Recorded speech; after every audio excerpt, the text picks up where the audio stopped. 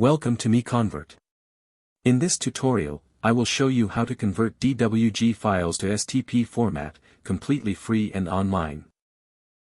Open your browser and search for DWG to STP MiConvert.com. Click on the first result to go straight to the converter. You are now on the DWG to STP converter page. The interface is clean and easy to use.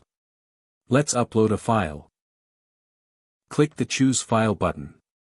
A file picker will open. Select the DWG file you want to convert, then click Open.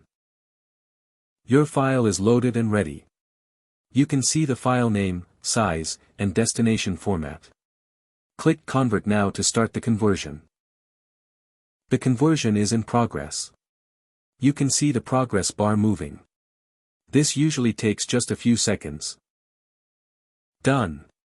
Your file has been successfully converted. Click Download to save the STP file to your computer. That's it. Visit MiConvert.com for more free conversion tools. Subscribe for more tutorials. Thanks for watching.